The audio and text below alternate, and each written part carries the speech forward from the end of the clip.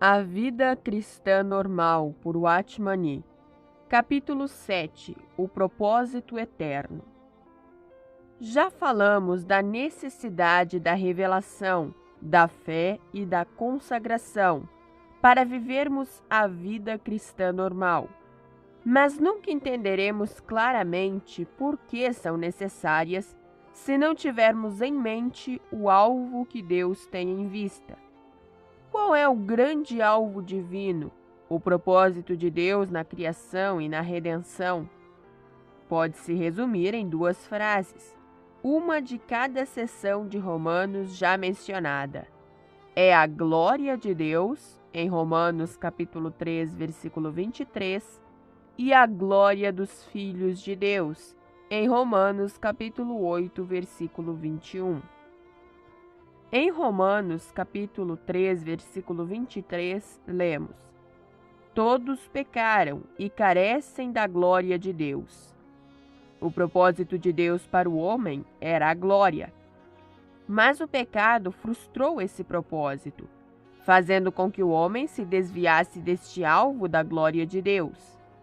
Quando pensamos no pecado, instintivamente pensamos no julgamento que ele acarreta. Invariavelmente associamo-lo com a condenação e o inferno.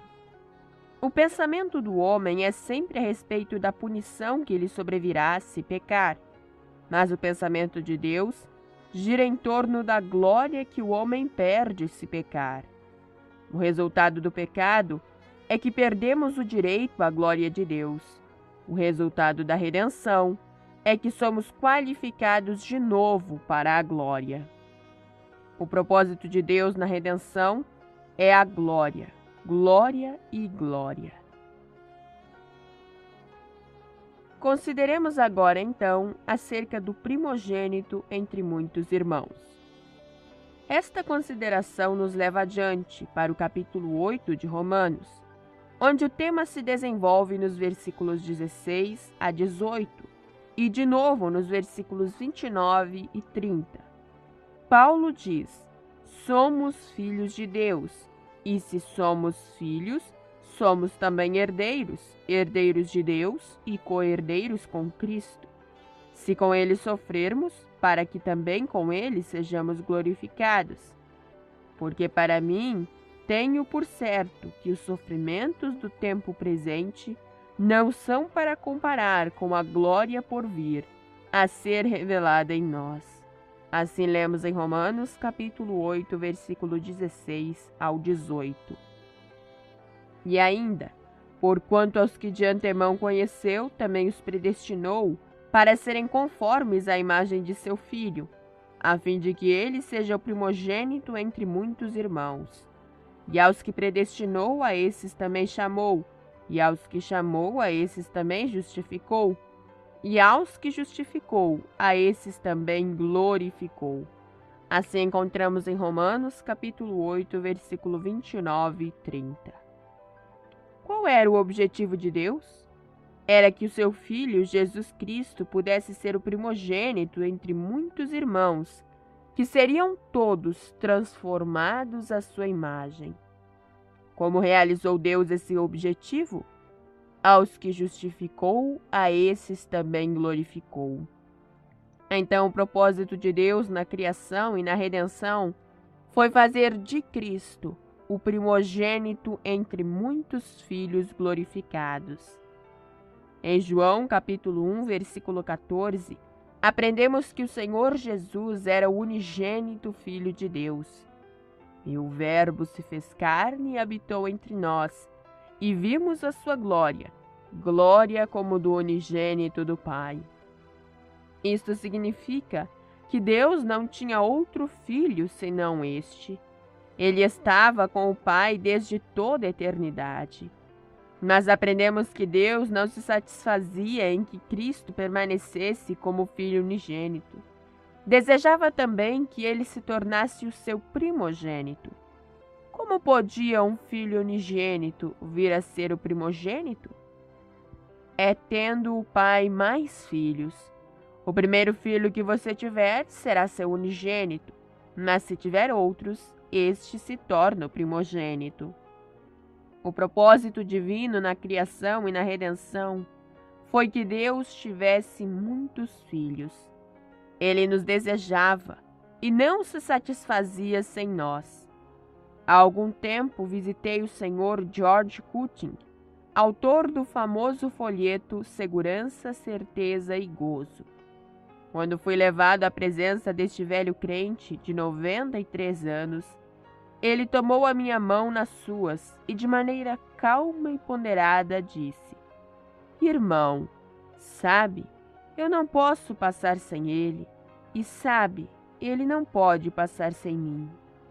Embora estivesse com ele por mais de uma hora, a sua idade avançada e a sua fraqueza física tornaram impossível manter qualquer conversa. Mas o que ficou gravado na minha memória desta entrevista foi a sua frequente repetição destas duas frases: "Irmão, sabe, eu não posso passar sem ele. E sabe, ele não pode passar sem mim." Ao ler a história do filho pródigo, muitas pessoas se impressionam com as tribulações que lhe sobrevieram, pensando no que ele passou de desagradável. Mas não é essa a lição da parábola, cujo coração é: "Meu filho estava perdido e foi achado." A questão não é o que o filho sofre, mas o que o pai perde. É ele o sofredor, é ele quem perde. Uma ovelha se perde. De quem é a perda? Do pastor. Perde-se uma moeda. De quem é a perda? Da mulher. Perde-se um filho. De quem é a perda? Do pai. É esta a lição de Lucas, capítulo 15. O Senhor Jesus era o filho unigênito, não tinha irmãos. O pai, porém, enviou o filho a fim de que o unigênito pudesse também ser o primogênito, e o filho amado tivesse muitos irmãos. Nisto reside toda a história da encarnação e da cruz. E temos aqui finalmente o cumprimento do propósito de Deus, conduzindo muitos filhos à glória, do qual lemos em Hebreus, capítulo 2, versículo 10. Lemos em Romanos, capítulo 8, versículo 29, muitos irmãos. E em Hebreus, capítulo 10, versículo 10, muitos filhos. Do ponto de vista do Senhor Jesus Cristo, trata-se de irmãos. Do ponto de vista de Deus Pai, trata de filhos. Ambas as palavras neste contexto expressam a ideia de maturidade. Deus procura filhos adultos e, mais do que isso, não deseja que vivam num celeiro, numa garagem ou no campo. Quer levá-los para o seu lar. Deseja que compartilhem da sua glória. É esta a explicação de Romanos, capítulo 8, versículo 30. Aos que justificou, a estes também glorificou. A filiação, a expressão plena do seu Filho, é o propósito de Deus nos muitos filhos. Como poderia ele realizar isto? Justificando-os e depois glorificando-os. Deus não se deterá aquém daquele alvo. Ele se propõe a ter filhos com ele na glória, filhos perfeitos e responsáveis. Providenciou para que todo o céu fosse habitado com filhos glorificados. Foi este o seu propósito na redenção. Consideremos agora acerca do grão de trigo. Como foi efetuada a obra de Deus em tornar seu Filho unigênito em primogênito? A explicação se acha em João capítulo 12, versículo 24. Em verdade vos digo, se o grão de trigo caindo em terra não morrer, fica ele só, mas se morrer, produz muito fruto. Este grão era o Senhor Jesus, o único que Deus tinha no universo. Não tinha segundo grão. Deus colocou este único grão na terra, onde morreu, e na ressurreição, o grão unigênito se transformou em grão primogênito, porque dele se derivaram muitos grãos. Em relação à sua divindade, o Senhor Jesus permanece único como unigênito Filho de Deus. Todavia, há um sentido em que, da ressurreição em diante e por toda a eternidade, é também o primogênito, e a sua vida a partir de então se acha em muitos irmãos. Assim, nós, que somos nascidos do Espírito, somos feitos coparticipantes da natureza divina. Isto encontramos em 2 Pedro, capítulo 1, versículo 4. Não por nós mesmos, e sim em dependência de Deus e por virtude de estarmos em Cristo. Recebemos o Espírito de adoção, baseados no qual clamamos Abba, Pai. O próprio Espírito testifica com o nosso espírito que somos filhos de Deus. Acerca disto, lemos em Romanos, capítulo 8, versículo 15 e 16.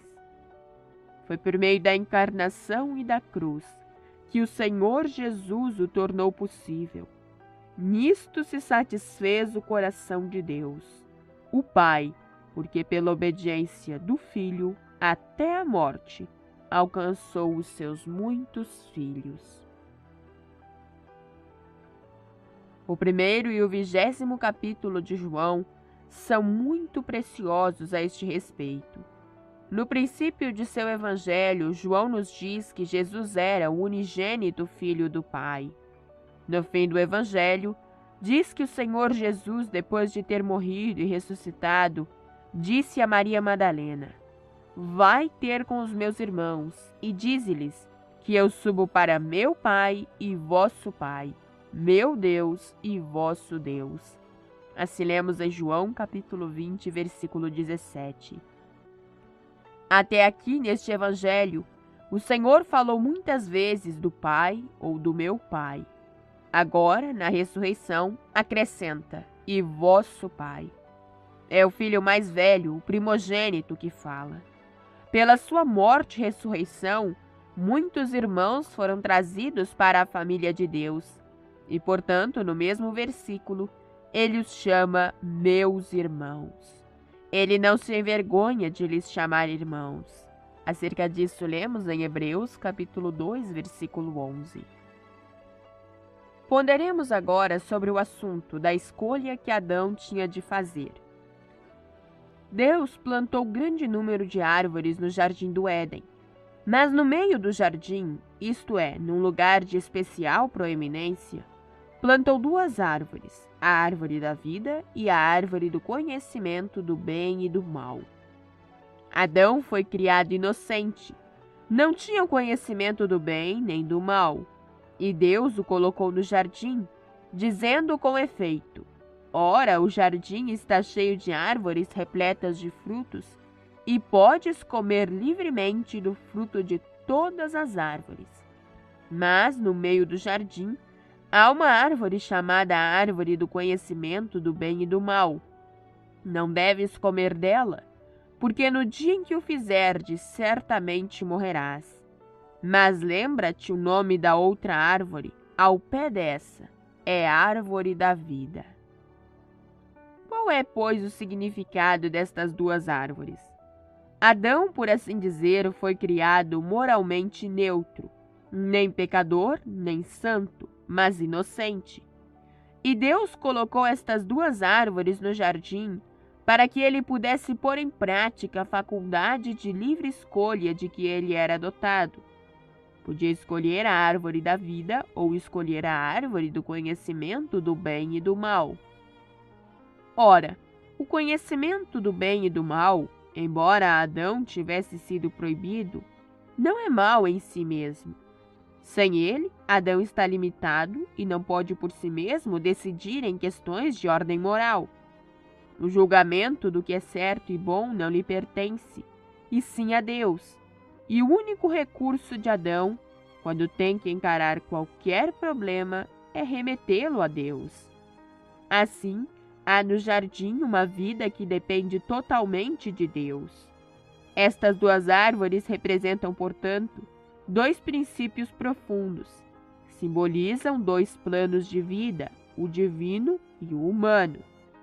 A árvore da vida é o próprio Deus, porque Deus é a vida, a mais elevada expressão da vida, bem como a fonte e o alvo da vida. O que representa o fruto? É o nosso Senhor Jesus Cristo. Não podemos comer a árvore, mas podemos comer o seu fruto. Ninguém é capaz de receber Deus como Deus, mas podemos receber o Senhor Jesus Cristo. O fruto é a parte comestível, a parte da árvore que se pode receber. Podemos assim dizer, com a devida reverência, que o Senhor Jesus Cristo é realmente Deus em forma recebível. Deus em Cristo pode ser recebido por nós. Se Adão tomasse da árvore da vida, participaria da vida de Deus, e assim se tornaria um filho de Deus, no sentido de ter em si mesmo vida derivada de Deus. Teríamos então a vida de Deus em união com o homem, uma raça de homens tendo em si a vida de Deus e vivendo em constante dependência de Deus para a manifestação dessa vida. Se por outro lado Adão se voltasse na direção contrária e tomasse do fruto da árvore do conhecimento do bem e do mal, desenvolveria então a sua própria humanidade de forma natural e separadamente de Deus, alcançando um elevado grau de façanhas e conhecimentos pelas suas conquistas e aquisições, como ser autossuficiente. Teria em si mesmo o poder de formar opiniões independentemente de Deus. Não teria, porém, a vida divina em si mesmo. Era, portanto, essa a alternativa que estava perante ele. Escolhendo o caminho do Espírito, o caminho da obediência, poderia tornar-se um filho de Deus, dependendo de Deus para a manifestação da sua vida, ou, seguindo o curso natural, ele podia, por assim dizer, dar o toque final em si mesmo, tornando-se um ser autodependente, julgando e agindo separadamente de Deus. A história da humanidade é o resultado da escolha que Adão fez. Observemos então a relação entre a escolha de Adão e a razão da cruz. Adão escolheu a árvore do conhecimento do bem e do mal, tomando assim uma posição de independência. Ficou sendo o que até hoje é o homem, aos seus próprios olhos, um homem plenamente desenvolvido, que pode comandar o conhecimento, decidir por si mesmo, prosseguir ou deter-se. Desde então tinha entendimento, do qual lemos em Gênesis capítulo 3, versículo 6. Mas a consequência que daí resultou envolver a cumplicidade com Satanás e o colocara sob o juízo de Deus. Foi por isso que o acesso à árvore da vida lhe teve de ser, daí em diante, vedado. 2 planos de vida foram colocados perante Adão, o da vida divina, em dependência de Deus, e o da vida humana, com os seus recursos independentes. Foi pecaminosa a escolha que Adão fez do último, porque assim se tornou aliado de Satanás para frustrar o eterno propósito de Deus. Escolheu o desenvolvimento da sua própria humanidade, querendo se tornar um homem melhor, ou talvez perfeito, segundo o seu próprio padrão, porém separado de Deus. O resultado, no entanto, foi a morte, porque ele não tinha em si mesmo a vida divina imprescindível para realizar em si o propósito de Deus, e acabou escolhendo ser um agente independente do inimigo. Assim, em Adão, todos nos tornamos pecadores, dominados por Satanás, sujeitos à lei do pecado e da morte, e merecendo a ira de Deus. Vemos assim a razão divina da morte e da ressurreição do Senhor Jesus. Vemos também a razão divina da verdadeira consagração, para nos considerarmos mortos para o pecado, mas vivos para Deus, em Cristo Jesus, e para nos apresentarmos a Deus como vivos dentre os mortos. Todos devemos ir à cruz, Porque o que está em nós, por natureza, é uma vida bem nossa, sujeita à lei do pecado. Adão escolheu uma vida própria ao invés da vida divina. Assim, Deus teve que pôr termo a tudo quanto era de Adão. O nosso velho homem foi crucificado.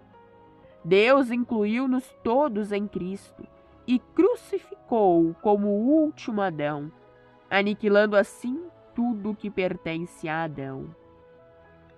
Depois, Cristo ressuscitou em nova forma, ainda com o corpo, mas no espírito, não mais na carne.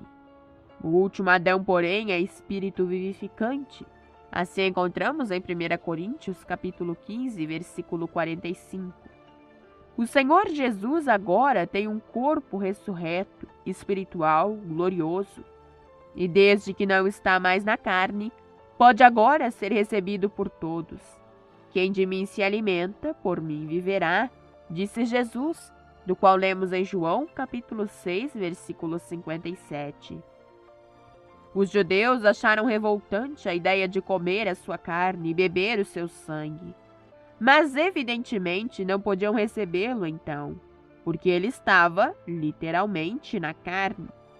Agora que ele está no espírito, cada um de nós pode recebê-lo, e é participando da sua vida ressurreta que somos constituídos filhos de Deus. A todos quantos o receberam, deu-lhes o poder de serem feitos filhos de Deus, os quais nasceram de Deus. Lemos em João, capítulo 1, versículo 12 e 13. Deus não está empenhado em reformar a nossa vida. O seu pensamento não consiste em trazê-la a certo grau de aperfeiçoamento, porque a nossa vida situa-se num plano essencialmente errado. Naquele plano, ele não pode agora levar o homem à glória. Tem que criar um novo homem, nascido de Deus, nascido de novo. A regeneração e a justificação caminham juntas. Consideremos ainda acerca da verdade de que aquele que tem o Filho tem a vida. Há vários planos de vida. A vida humana situa-se entre a vida dos animais inferiores e a vida de Deus. Não podemos lançar uma ponte sobre o golfo que nos distancia do plano inferior ou do plano superior, e a separação que há entre a nossa vida e a de Deus é infinitamente superior à que existe entre a nossa vida e a dos animais.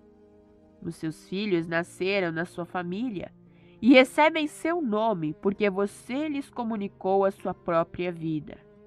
Quanto ao seu cão, talvez seja inteligente, bem comportado, um cão notável, mas nunca poderia ocupar a posição de ser seu filho. A questão não é, trata-se de um cão bom ou mau, mas simplesmente é um cão. Não é por ser mau que fica desqualificado para ser filho, é simplesmente por ser cão. O mesmo princípio se aplica às relações entre o homem e Deus. A questão não é se você é mais ou menos bom ou mau, mas simplesmente é homem. Se a sua vida está num plano inferior ao da vida de Deus, então você não pode pertencer à família divina.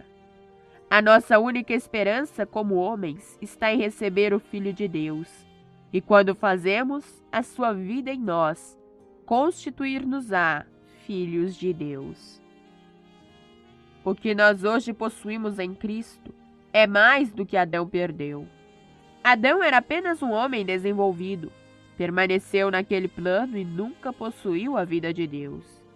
Mas nós que recebemos o Filho de Deus, recebemos não só o perdão dos pecados, mas também recebemos a vida divina, que estava representada no jardim pela árvore da vida. Pelo novo nascimento, recebemos algo que Adão nunca tivera e não chegará a alcançar. Resta-nos ainda observar que todos vêm de um só. Deus deseja filhos que sejam co-herdeiros com Cristo na glória. Este é o seu alvo. Mas como pode ele realizá-lo? Voltemos agora a Hebreus, capítulo 2, versículo 10 e 11.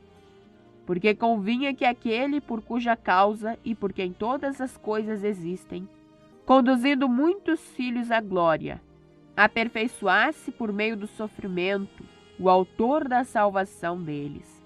Pois tanto o que santifica como os que são santificados, todos vêm de um só. Por isso é que ele não se envergonha de lhes chamar irmãos, dizendo: a meus irmãos declararei o teu nome, cantar-te-ei louvores no meio da congregação. Mencionam-se aqui duas entidades, muitos filhos e o autor da salvação deles, ou, noutras palavras, o que santifica e os que são santificados. Mas disse que essas duas entidades vêm de um só. O Senhor Jesus, como homem, derivou a sua vida de Deus, e, noutro sentido, mas igualmente verdadeiro, derivamos a nossa vida de Deus. Ele foi gerado do Espírito Santo. Assim encontramos em Mateus, capítulo 1, versículo 20. E nós fomos nascidos do Espírito, nascidos de Deus. Assim encontramos em João, capítulo 3, versículo 5, e também no capítulo 1, versículo 13. Assim, diz Deus, somos todos de um. De, no grego, significa para fora de. O filho primogênito e os muitos filhos são todos, embora em sentidos diferentes, tirados para fora de a única fonte da vida. Temos hoje a vida que Deus tem no céu, porque Ele a transmitiu a nós aqui na terra. Este é o precioso dom de Deus, que lemos em Romanos, capítulo 6, versículo 23. É por essa razão que podemos viver uma vida de santidade, porque não se trata de a nossa vida ter sido modificada, e sim de a vida de Deus ter sido implantada em nós. Já notou que nesta consideração do propósito eterno, toda a questão do pecado deixa finalmente de existir? O pecado entrou com Adão, e mesmo quando ele for resolvido, como tem de sê-lo, apenas somos levados à posição em que Adão se encontrou. Mas relacionando-nos de novo com o propósito divino, restaurando-nos o acesso à árvore da vida, a redenção nos deu muito mais do que Adão jamais teve. Fez-nos participantes da própria vida de Deus. Amém.